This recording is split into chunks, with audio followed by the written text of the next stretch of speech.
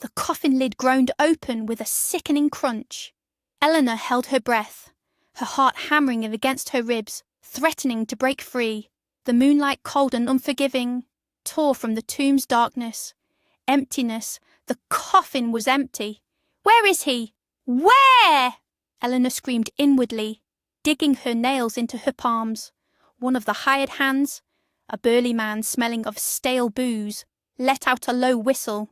Well, I'll be damned, ma'am, your boy's gone. The other, spitting, snorted. Did he make a run for it? So are we burying an empty box? No, absolutely not. Eleanor almost shrieked, jolted out of her initial shock. Leave everything as it is. Go! Thank you. Shoving crumpled bills into their hands, she fumbled for her phone. First, Chloe, her son's devoted girlfriend. Then, the police. How had she arrived at this madness? At digging up a grave in the middle of the night, under the indifferent gaze of the moon? It had all started with that terrible phone call. Your son, Finnegan O'Connell, has died. Heart attack. Eleanor had crumpled to the floor then, her world shattering into a million sharp shards. Finn, her only son, prayed for from fate, her light, her very breath. A healthy, strong young man, an athlete, and then a heart attack. It made no sense. Then the documents arrived.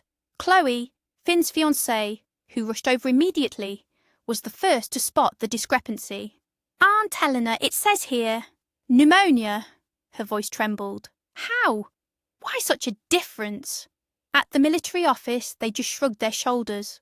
A system error, human mistake.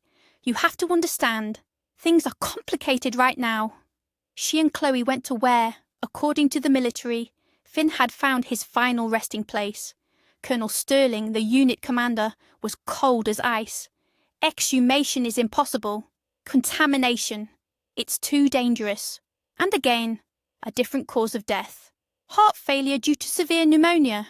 A grave on a deserted edge of the cemetery among nameless mounds. And again, Chloe, the observant girl, noticed the lie. Aunt Eleanor, the birth date on the plaque. It's different.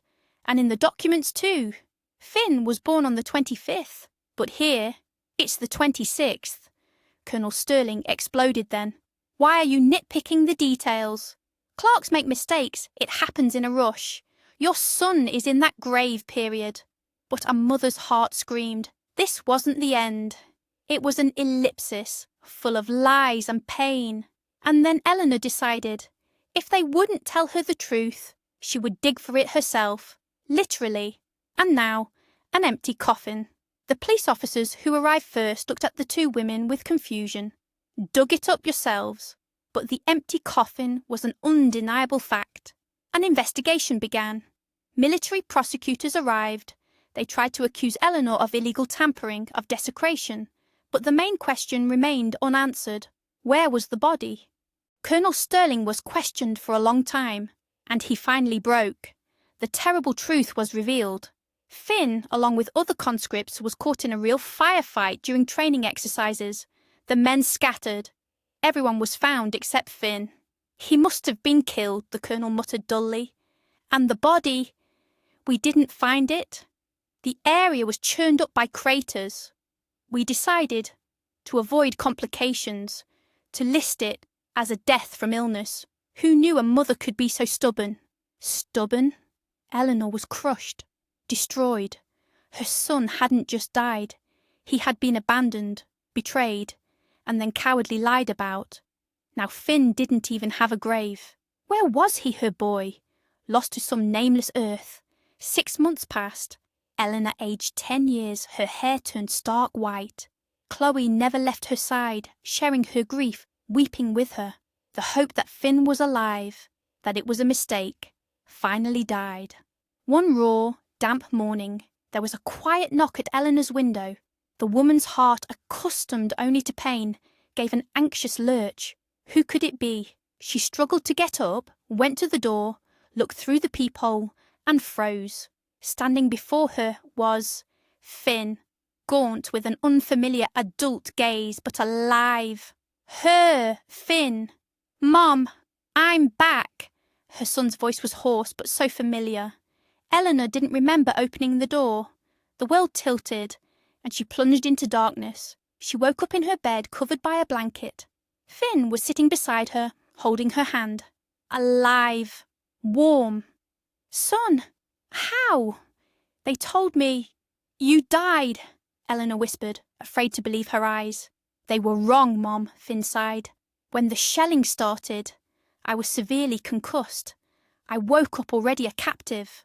All those long, agonizing months, he had been held in a basement with other prisoners. Exchange talks kept falling through, and only recently had they finally been released. At the hospital, he learned that no one was even looking for him. They'd written him off as dead. But he had survived. Why didn't anyone tell me? Eleanor wept, this time from happiness. I mourned you. I couldn't, Mom. There were investigations, formalities.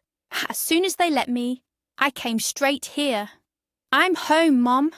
Eleanor hugged her son, and tears flowed endlessly, washing away months of despair and pain. Her boy was back. He'd been through hell, but he was with her again. Finn, just as he had dreamed, enrolled in engineering school. He and Chloe were getting married soon. Life, so fragile and unpredictable, had given them a second chance. Eleanor looked at her laughing son, at his happy fiancée, and her heart finally found peace. If you enjoyed this story, please give it a like, subscribe to the channel, and leave a comment. It means a lot to us.